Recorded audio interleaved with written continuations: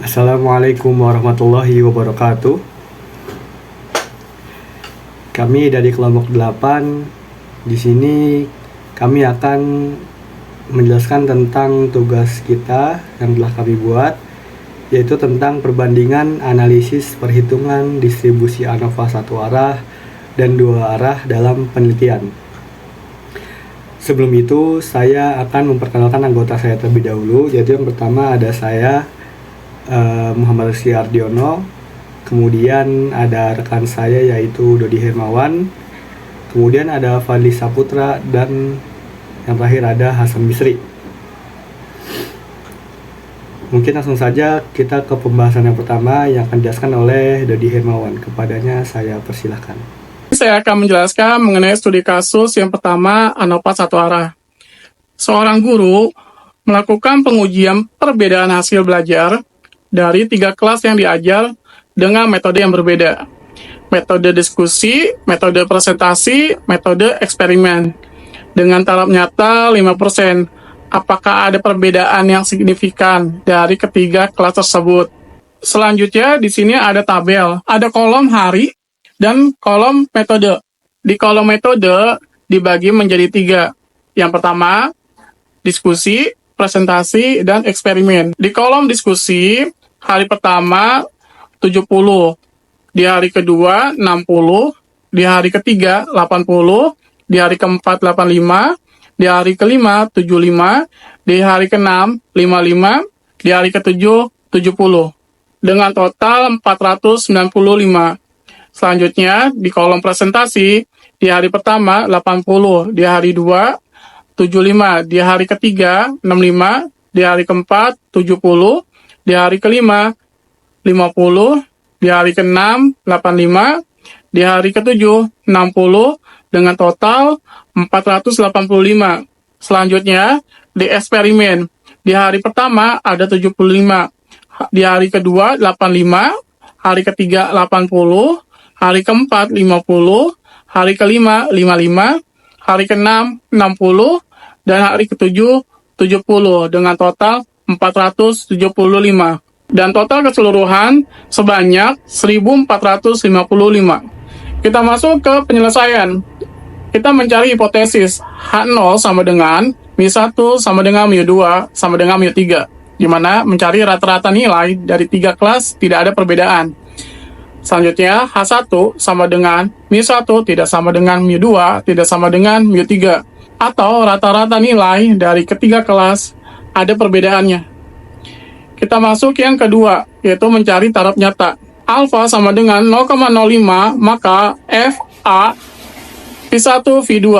V1 nya kita cari 3 dikurang 1 sama dengan 2. V2 sama dengan 7 dikurang 1 sama dengan 6. Maka hasilnya F 0,5, 2,6. Kita cari di F tabelnya, maka hasilnya ditemukan 5,14. Selanjutnya yang ketiga, kriteria keputusan. H0 diterima jika F hitung lebih kecil sama dengan F tabel. H0 ditolak jika F hitung lebih besar dari F tabel. Statistik uji. Yang pertama ada JKT. JKT itu adalah jumlah kuadrat total sama dengan sigma K I sama dengan 1, kemudian sigma N J sama dengan 1, XIJ kuadrat min T kuadrat per N. Kemudian maka hasilnya JKT sama dengan 70 kuadrat ditambah 60 kuadrat ditambah 80 kuadrat ditambah 85 kuadrat ditambah 75 kuadrat, dan yang lainnya bisa dilihat di slide atau di PPT, dikurang dengan 1455 kuadrat per 7 dikali 3. Maka hasil setelah dikuadratkan adalah JKT sama dengan 4.900 ditambah 3.600 ditambah 6.400 ditambah 7.225, dan yang lainnya bisa dilihat di PPT. Kemudian dikurang dengan 100.810,7. Maka hasilnya JKT sama dengan 103.425 dikurang 100.810,7. Maka hasil dari JKT atau hasil dari jumlah kuadrat total adalah 2614,3. Berikutnya adalah JKK. JKK itu adalah jumlah kuadrat kolom. Nah, JKK sama dengan sigma K I sama dengan 1 TI kuadrat per N dikurang T kuadrat per NK. Maka hasilnya adalah 495 kuadrat per 7 ditambah 485 kuadrat per 7 ditambah 475 kuadrat per 7 dikurang 1455 kuadrat per 7 dikali 3. Kemudian hasilnya adalah 245.025 per 7 ditambah 235.225 per 7 ditambah 225.625 per 7 dikurang 211.7025 per 21. Maka menjadi 35003,6 ditambah 33603,6 ditambah 32232,1 dikurang 100.810,7. Maka hasil dari JKK atau hasil dari jumlah kuadrat kolom adalah 28,6. Sekarang kita akan menghitung JKG. JKG itu adalah jumlah kuadrat galat. Galat itu error. Rumusnya adalah JKT jumlah kuadrat total dikurang jumlah kuadrat kolom. Maka JKG sama dengan 2614,3 dikurang 28,6. Maka hasilnya adalah JKG atau jumlah kuadrat galat sama dengan 2585,7. Kemudian bisa dilihat di tabel setelahnya.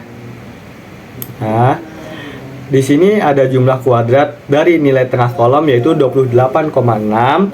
Jumlah kuadrat dari galat adalah 2585,7 dan totalnya adalah 2614,3. Kemudian di sini ada DB atau derajat bebas. Derajat bebas dari nilai tengah kolom adalah 2 dan derajat bebas dari galat adalah 18, maka totalnya adalah 20. Kemudian kuadrat tengah yaitu ada 14,3. Nah, 14,3 ini didapatkan atau hasil dari pembagian 28,6 dibagi 2. Itu untuk nilai tengah kolom. Kemudian untuk yang galat, hasilnya adalah 143,65. Itu merupakan hasil pembagian dari 2585,7 dibagi 18. Maka hasilnya adalah 14,3,65.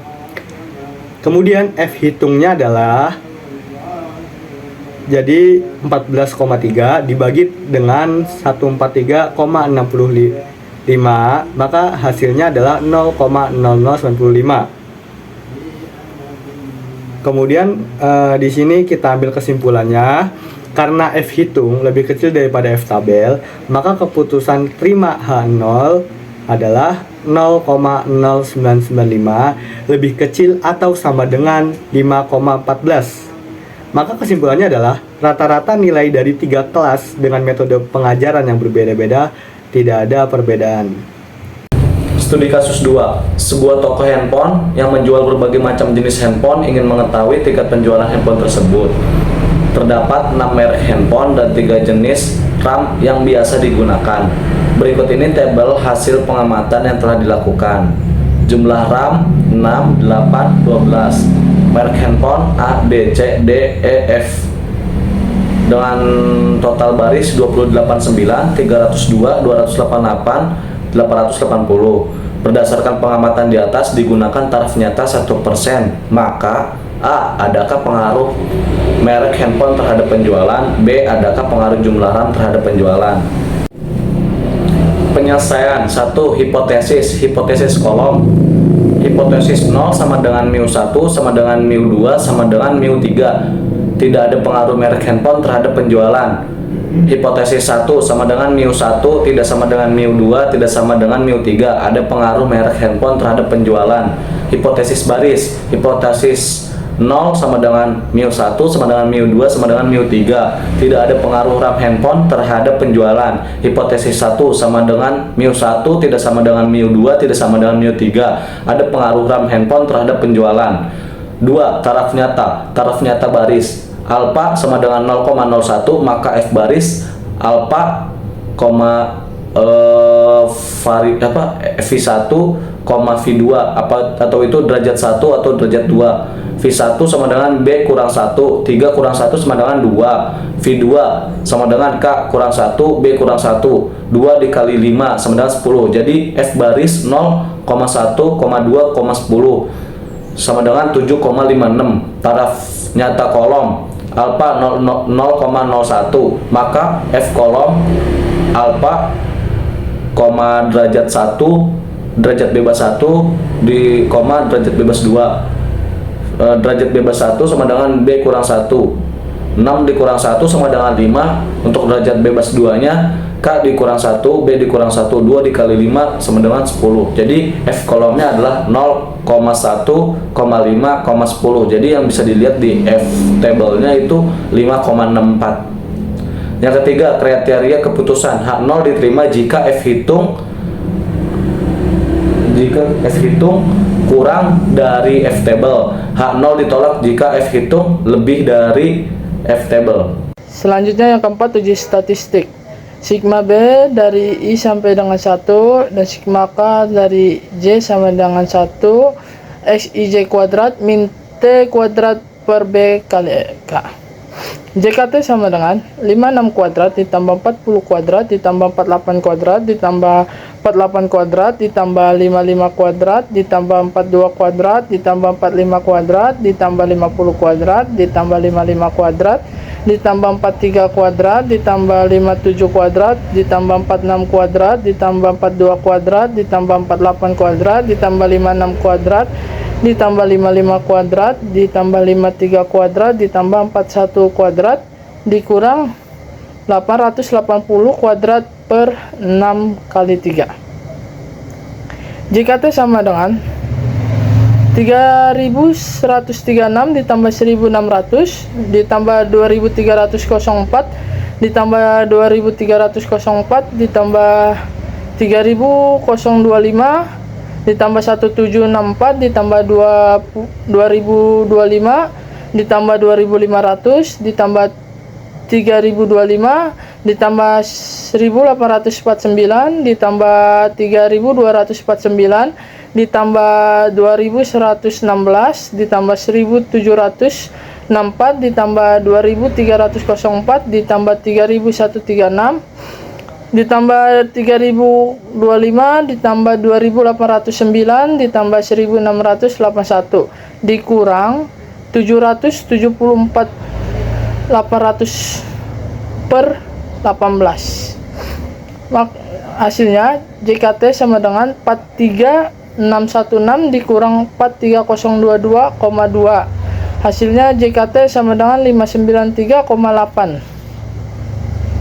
Kemudian JKB, sigma B dari I sampai dengan 1 TI kuadrat per K min T kuadrat per B kali K.